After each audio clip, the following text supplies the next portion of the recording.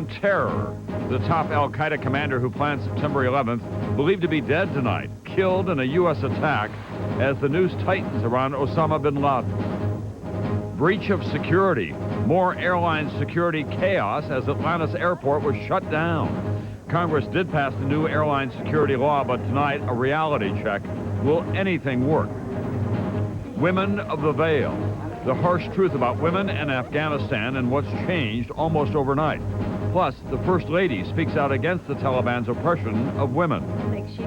And coming home, those two American aid workers describe their imprisonment and astonishing rescue tonight in their own words. From NBC News World Headquarters in New York, this is NBC Nightly News with Tom Brokaw. Good evening. Tonight, the war in Afghanistan apparently continues to go very well for the U.S. and its allies as the struggle at home to improve airline security remains a stop-and-go process. There was another major breakdown today. We're going to begin tonight with the shooting war, which does now involve more American ground troops and what appears to be a significant victory for the U.S., the death of one of Osama bin Laden's chief strategists. Let's go now to NBC's Jim Miklashevsky, who's at his Pentagon post again tonight. Jim? Tom, when American warplanes bombed Kabul this week, it was the closest hit yet to Osama bin Laden. Armed with precision-guided bombs and the latest intelligence, Navy warplanes like these attacked a building in Kabul 2 days ago, hitting at the heart of Osama bin Laden's terrorist network. Today, U.S. officials believe the bombing killed Mohammed Atta, the number 2 man in al-Qaeda, the military commander believed responsible for planning most al-Qaeda terrorist attacks, including September 11th. Osama bin Laden no longer has a principal assistant that he has been counting on for developing military or terrorist operations. The U.S. bombed the building because intelligence reports indicated it contained al-Qaeda leadership. U.S. officials report that credible sources, including intercepts of international communications between al-Qaeda officials, later indicated Atef was among the dead. NBC News has also learned that a second attack this week by Navy planes and a CIA drone killed dozens of mid-level al-Qaeda officials. Combined, the attacks could deal a crippling blow to Osama bin Laden. I see that as one notch closer of this noose tightening.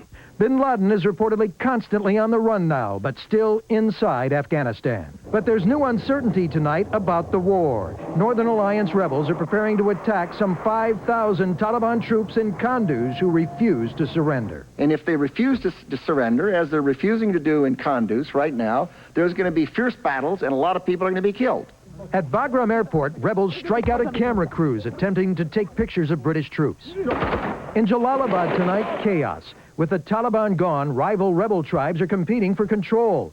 And at Kandahar in the south, where armed Taliban forces still roam the city, there are reports the Northern Alliance and southern tribes are already engaged in a war of words over who will take charge.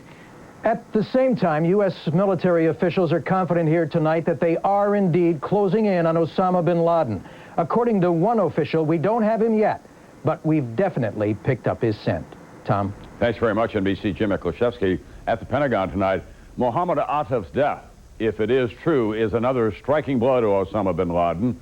For Attaf was not only a chief military strategist, he was also a relative by marriage. NBC Chief Foreign Affairs Correspondent Andrea Mitchell has more tonight.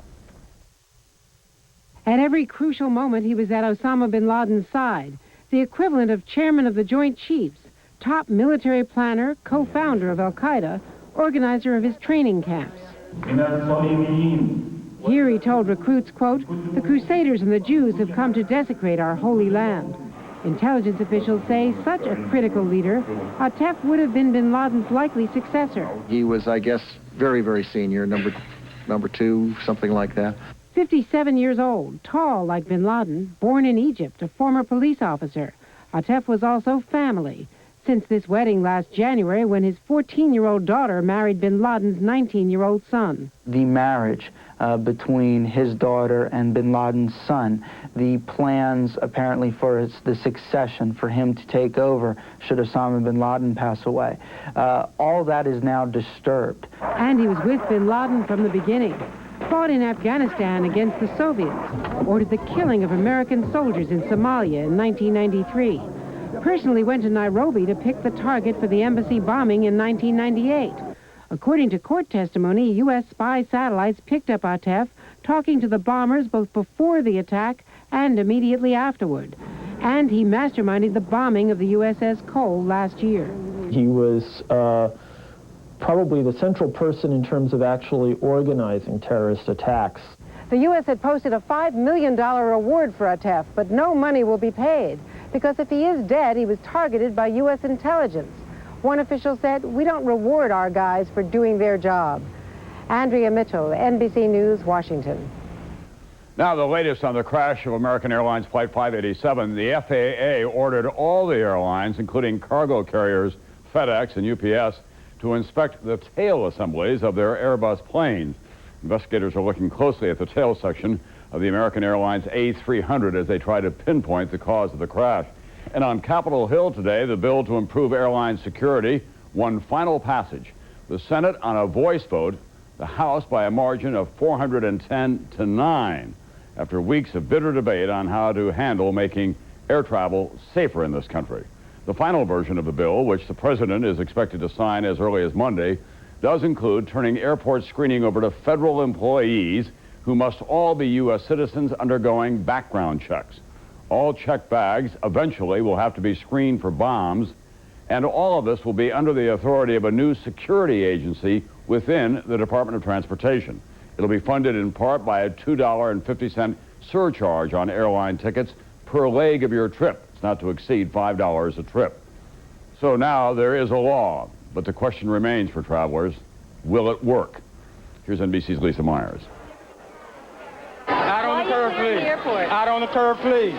In Atlanta today, the nation's busiest airport is shut down for 3 hours while guards search for a man who ran through security. 10,000 people evacuated, flights grounded. In Boston, the nation's largest airport security company, Argenbright, is now banned because of its criminal record. With today's vote, the federal government finally takes over a badly broken system, which some flyers call reassuring. Some kind of control as such has to be better than what we have right now. But will this sweeping new legislation, full of deadlines and promises, really make flying safer? Congress just blessing it and saying we have to do it isn't going to make it happen. Why not? Take screening of passengers and carry-ons. Experts say federal supervisors can be dispatched to airports quickly, but significantly upgrading 28,000 screeners won't be quick. 25% of current screeners aren't eligible because they aren't American citizens. We're basically changing over from low-paid fast food type workers to more professional workers, law enforcement workers. That's probably going to take a good year to accomplish that changeover. Next, checked bags. Congress requires that all of them be screened by whatever means necessary within 60 days. Those that can't be x-rayed presumably would be checked by hand. The bill also speeds up installation of the latest high-tech machines to screen bags for bombs. Now in only 50 airports, they must be in 419 airports by the end of next year. But experts question whether the machines work well enough and can be built fast enough. We don't have the equipment that can do it effectively. The machinery that the FAA is ordering is a half measure. It's not reliable. Overall, many experts call this legislation a crucial first step, but with many miles still to go before boarding your plane is as safe as promised. Lisa Myers, NBC News, Washington. And this is the beginning of Ramadan, the holiest month in Islam. The war will go on, but the administration continues to be careful about what it says about the religion of Osama bin Laden. And now it turns out that one of the president's close friends in the American religious establishment has had some very harsh words for the Muslim faith.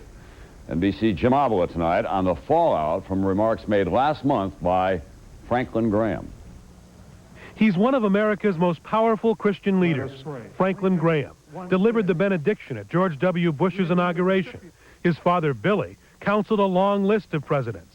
And today, Franklin is in trouble with political friends for comments made recently calling the entire Islamic religion, quote, wicked, violent, and not of the same God. I don't believe this is this wonderful, peaceful religion. When you read the Quran and you read the verses from the Quran, it instructs the killing of the infidel for those that are non-Muslim. Asked by NBC News to clarify his statement yesterday, Mr. Graham repeated his charge that Islam as a whole is evil. Said it wasn't Methodist flying into those buildings, and it wasn't Lutherans. It was an attack on this country by people of the Islamic faith. Today marks the beginning of Ramadan, holiest season of the Muslim year, and Graham's comments come as President Bush, himself a deeply religious Christian, wishes the world's 1 billion Muslims, quote, health, prosperity, and happiness during Ramadan. Islam never preaches hatred. Islam never preaches terrorism. The White House also distanced itself from Graham's remarks today, saying the president, quote, views Islam as a religion that preaches peace, and the terrorists do not represent what Islam teaches. And at this point, Graham stands alone among fundamentalist Christian leaders. None of the others, including Jerry Falwell or Pat Robertson, would comment. Obviously, Graham is tone deaf in this respect. He's certainly not his father's son in terms of discretion. A presidential friend and supporter, tonight finding himself at odds with both the Muslim world and the message from the White House. Jim Avila, NBC News, Chicago. Up next, First Lady Laura Bush opening another new front in the public relations war, highlighting the Taliban's cruelty to women. I quit. Feeling lethargic. I quit. Feeling bloated again and again. It's time to quit. Quit the cycle of irregularity with Metamucil Daily Fiber Therapy. With Metamucil, you don't just get regular, you stay regular. Day after day, week after week. I didn't just quit. I quit for good. And you can, too. Metamucil Daily Fiber Therapy. Get regular, stay regular. Your eyes need nutrition as well as the rest of your body. So Centrum and Centrum Silver added lutein to help maintain your precious sight. Now your eyes, your toes, and everything in between are covered by Centrum and Centrum Silver. More complete from A to Zinc.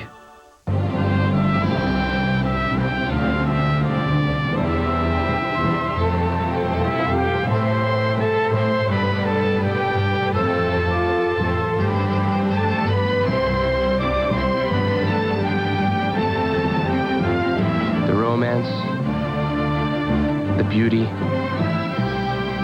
the world of Ralph Lauren. For the holidays, on Polo.com, America Online keyword Polo. I've always liked natural things. That's why I use Beano. Only Beano helps prevent gas from problem foods with a natural food enzyme. It's not a drug. So if you prefer natural ingredients like I do, prevent gas with Beano. In 1935, Foxwood Farms started with one horse and a truck. The horse was a thoroughbred, the truck a Chevy Suburban. Today they have a few more horses, but there's still only one truck, Chevy Suburban. With an available 8.1-liter Vortec engine, it's capable of towing up to 6 tons, making it the best Suburban yet. Chevy Suburban, like a rock. Dateline Friday, a story of love and divorce that took 7 years and 4 trials.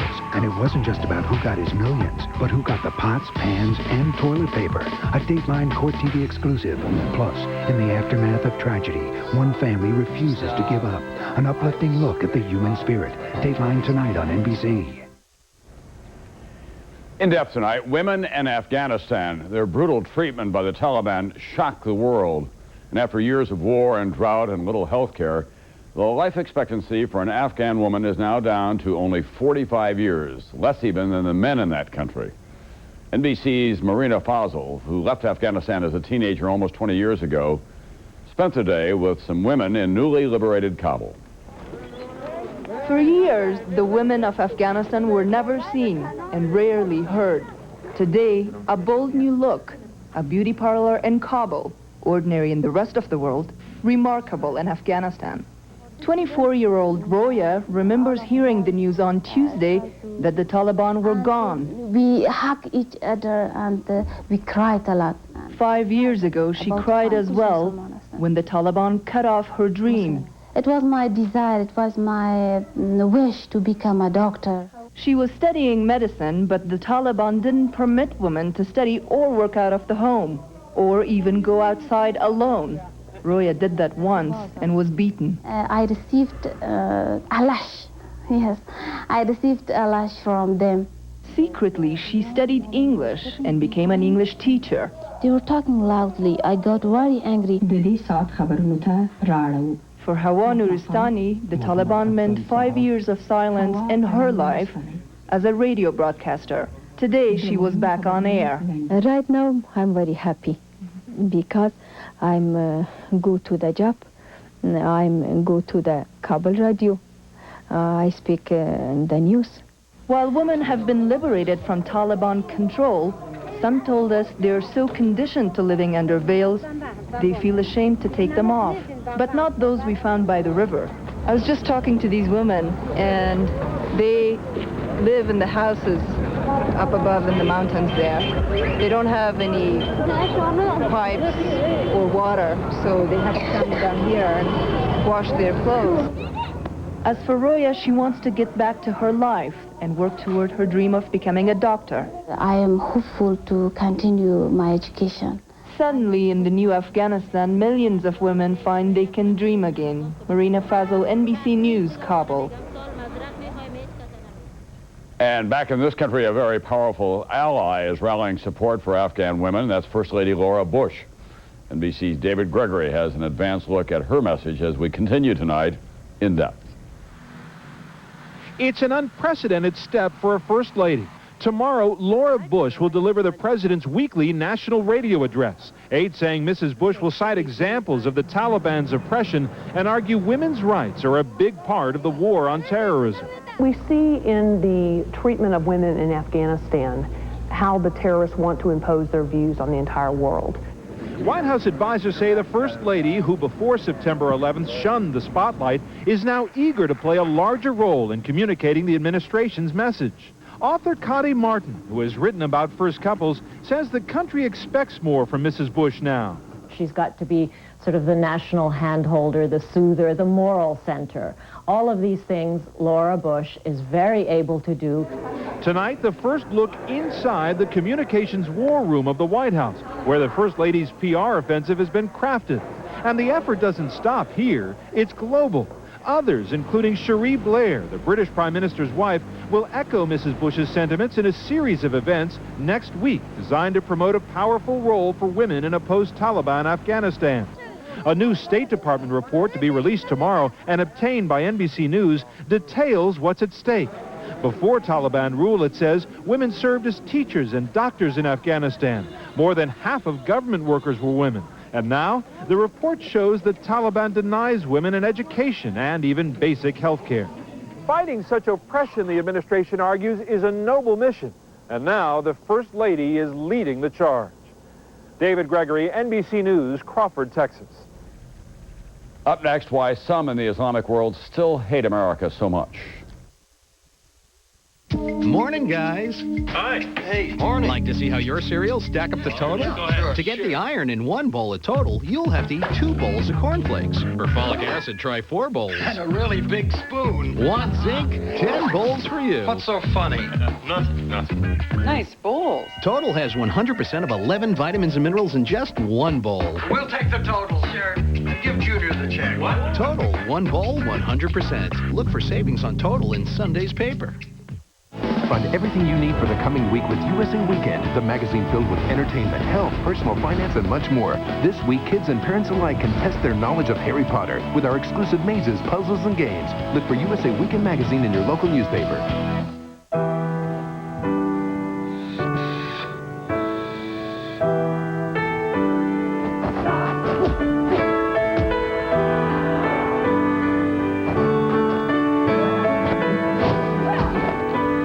What is possible?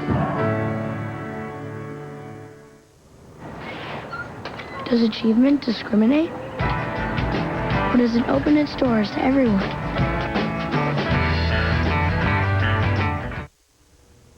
If your pencils look like mine did, there's something you can do.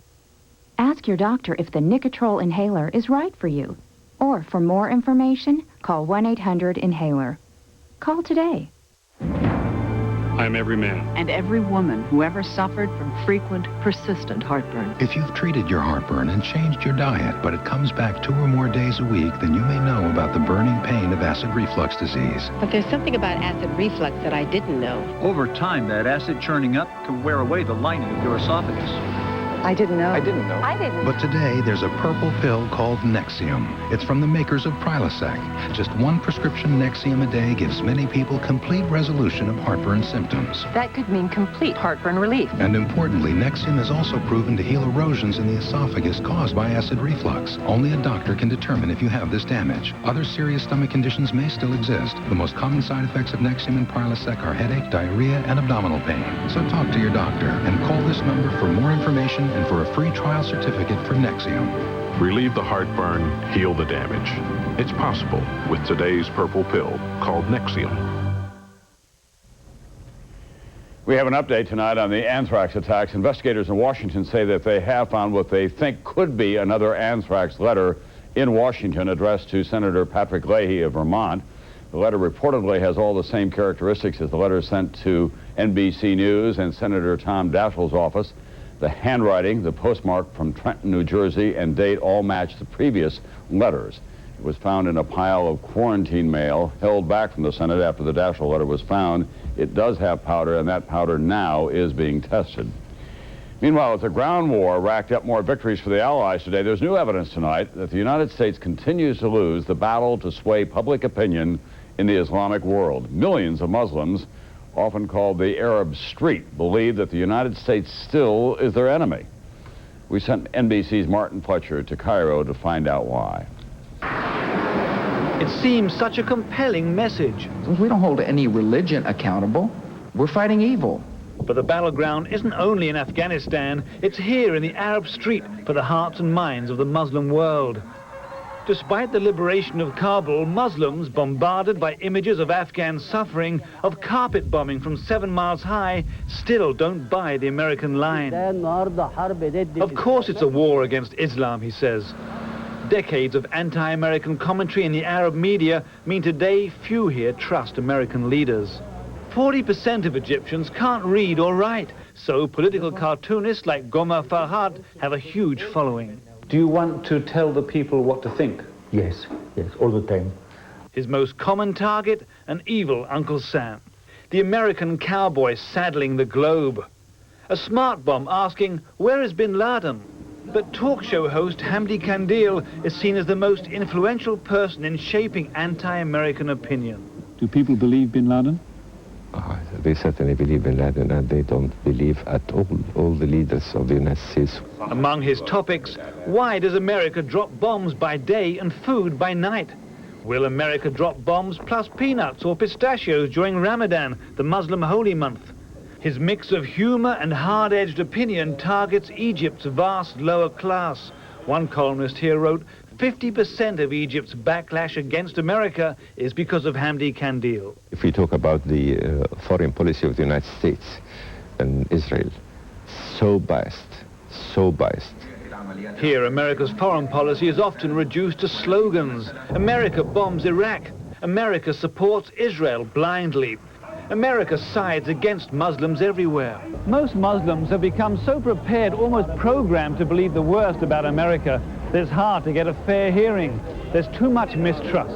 What is the danger of the misunderstanding of cultures? A war, because, media is going to... There's already a war. More wars. I mean, this is just the beginning. The war in Afghanistan is one thing. The battle for the support of the Muslim people is another. And so far on this front, America is losing. Martin Fletcher, NBC News, Cairo. I'll be right back with the 2 American women who spent 3 months as prisoners of the Taliban.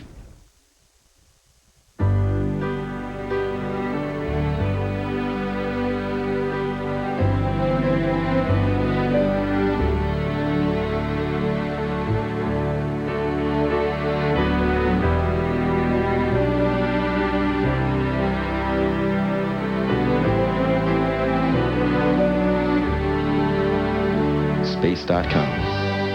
Something amazing every day. Tired of struggling down glass after glass of powdered fiber for regularity? Consider refreshing glasses of water with FiberCon tablets, a whole lot easier to take. And every bit as effective as powder. FiberCon, refreshingly easier to take. Plastic holds the promise of a better world, taking medicine to new heights and giving our lives greater comfort. It's in the packaging that protects us and a pacemaker to empower us, every day touching every generation. From the ambulance to the emergency room, it puts the answers in our hands and hope in our hearts. For a safer, more brilliant tomorrow, plastics make it possible. I've always liked natural things. That's why I use Beano. Only Beano helps prevent gas from problem foods with a natural food enzyme. It's not a drug. So if you prefer natural ingredients like I do, prevent gas with Beano. You know when you're not feeling like yourself. You're tired all the time. You may feel sad, hopeless, and lose interest in things you once loved. You may feel anxious, can't even sleep. Your daily activities and relationships suffer. You know when you just don't feel right. Now here's something you may not know. These are some symptoms of depression, a serious medical condition affecting over 20 million Americans. While the cause is unknown, depression may be related to an imbalance of naturally occurring chemicals between nerve cells in the brain. Zoloft, a prescription medicine, works to correct this imbalance. When you know more about what's wrong, you can help make it right. Only your doctor can diagnose depression. Zoloft is not for everyone. People taking medicines called MAOI shouldn't take Zoloft. Side effects may include dry mouth, insomnia, sexual side effects, diarrhea, nausea, and sleepiness. Zoloft is not habit-forming. Talk to your doctor about Zoloft, the #1 prescribed brand of its kind. Zoloft. When you know more about what's wrong, you can help make it right. New at 6. Nurses who work here are giving OHSU one more chance. The final offer is on the table. Nurses up at OHSU say they're prepared to strike if the hospital doesn't approve their latest contract proposal. Hear from both sides tonight at 6 on News Channel 8, where the news comes first. It's hard to imagine anyone will have a more meaningful Thanksgiving next week than Dana Curry and Heather Mercer, the two American women held by the Taliban since August on suspicion of preaching Christianity to Muslims while they did relief work in Afghanistan. When the Taliban began to retreat, the women and other hostages were rescued by American commandos. Tonight, Dana Curry and Heather Mercer in their own words. The last 3.5 months have probably been the greatest terror of my life. I know at times we really didn't know if we were going to make it out alive. We heard all kinds of commotion outside in the city. All of a sudden we heard down at the front prison door just men and soldiers, or men coming back, banging down the prison door. For all of us, we thought that was the Taliban coming back and this was the end of the road. And then to walk out of prison a free person and to see a city changed in just a moment. The women had taken off their burqas. All of the villagers were out in the streets cheering. And to see people playing music. It was an incredible moment just to see my mom standing there and to be able to go and hug her. The first thing I saw was my dad with his jeans and his red, white, and blue jacket going like this. For me, I think it was when when the men came up and asked, "Are you the detainees?" And we're like, "Yes," and they helped us get on the aircraft. And so right when we got on, that's when I felt safe and free. Dana Curry and Heather Mercer tonight, held by the Taliban since August, free finally. They describe their ordeal in their own words. That's Nightly News for this Friday. Don't forget Dateline tonight at 9, 8 Central Time. I'm Tom Brokaw, and I'll see you back here on Monday night.